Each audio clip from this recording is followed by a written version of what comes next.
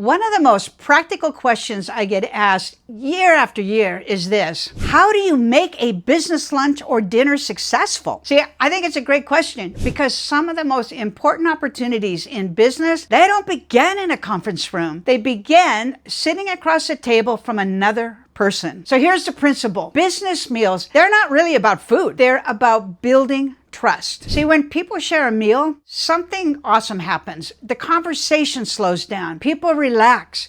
They let their guard down. Oftentimes they begin talking about their families, their goals, their challenges, things that matter the most to them.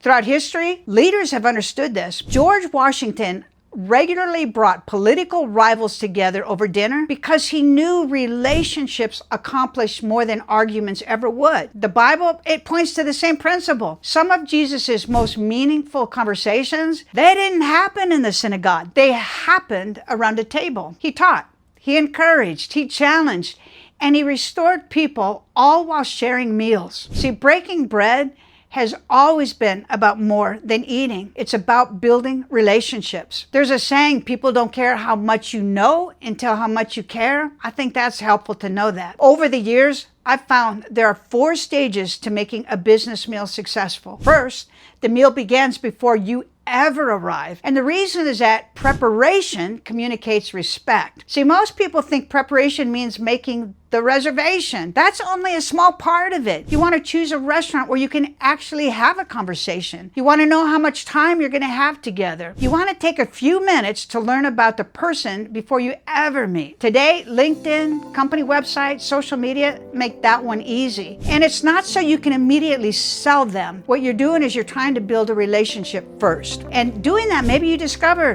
they're raising teenagers. Maybe they love fly fishing, college football, or maybe they just finished running their first marathon. Those little things help people feel known, not studied. One of the simplest ways to honor someone is to let them know that they were worth preparing for. It's also why I like to make arrangements for the bill ahead of time whenever possible, because it removes this awkward moment at the end of the meal and it allows the conversation to end more naturally instead of everybody reaching for the check. Guys, the goal isn't to impress people, it's to make them feel comfortable. Second, create an environment where people can relax. See, one habit that will serve you well is arrive a few minutes early. Introduce yourself to the server. Get to know their name. Confirm the reservation. Get settled before your guest arrives. And if it's appropriate, I like to bring a small gift. Not something expensive, just something thoughtful that reflects what I've learned about the person. Maybe a favorite book, a hat from their favorite team, just something connected to a hobby. One of the executives that I coached taught me something that has become one of my favorite coaching lessons for people that are dining. We were having lunch when the waiter walked by and asked if my client was finished eating. And my client said yes and allowed the waiter to pick up his plate and walk away.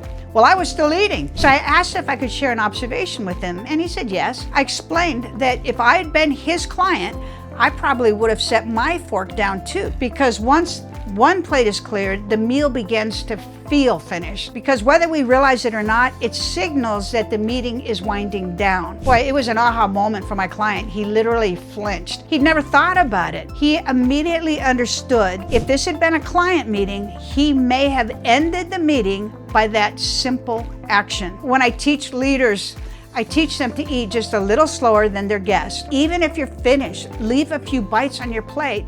And if the server comes by and asks if you're done, you just simply smile and thank him and say, I'm still working on it. Guys, it's a small detail, but small details often communicate great respect. Third, remember that your manners speak before you do. And I've seen this lesson in practical ways. I once hosted a special dinner for several members of my executive team, and it was at one of the nicest restaurants in Utah. A friend of mine owned the restaurant, and he hosted us in a beautiful private dining room. As I watched my bright, talented young leaders, it became obvious that no one probably had ever taught them business etiquette. Some of them talked while chewing. Some covered their mouths with their hands while they were talking instead of simply waiting to finish a bite. A few weren't really dressed very appropriately for the occasion. None of it reflected their character. It's just that no one had ever taught them. So I hired an etiquette coach, and not because I wanted them to become necessarily sophisticated, but because I wanted them to feel and look confident in any room they were invited into. See, good manners, they don't make you successful, but poor manners can become big distractions. Okay, here's a few more. Choose food that's easy to eat. Skip the spaghetti, the ribs, the corn on the cob, or anything that's messy or awkward to eat. Keep your phone out of sight. Don't leave it on the table. And if your watch buzzes every time a message comes through, silence it or take it off before you sit down. Looking at your watch throughout the meal, it can unintentionally communicate that you're distracted,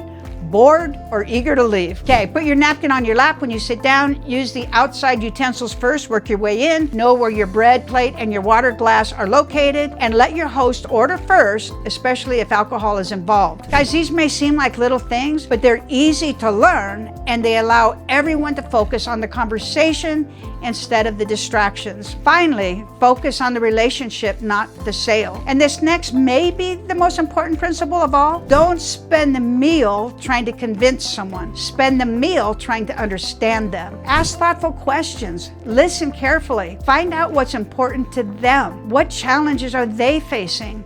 What do they hope to be a year from now? It's only then that you can determine whether you truly have something that would help them. Also, I've always believed that approaching your meeting with a tone of consulting is more valuable than a tone of selling. And be sensitive. Sometimes the best thing you can do is introduce someone to another person, recommend a great book, or simply become a trusted resource. And one of my favorite follow-ups is still a handwritten thank you note, because in a world of texts and emails, it tells people the relationship matters. I've also found that some of the most meaningful business conversations, they don't happen in elegant restaurants. If I sense that an employee or a client is carrying something heavy, a lot of times I'll suggest we grab lunch on a quiet patio, usually in the mountains. There's something about being outdoor that changes the conversation. People, they'll relax. Sometimes there's going to be tears. Sometimes there's going to be breakthroughs. Sometimes they simply needed someone who will listen. When I think about these principles, I'm reminded of the Apostle Paul's word in Philippians 2:4. He said, "Let each of you look not only to his own interest, but also to the interest of others." I have found that that's just as practical in business as it is in life. When we genuinely value other people, they usually pick up on it and they know it, and trust begins to grow. Maybe this is really the real lesson. A successful business meal, it's not measured by the restaurant you choose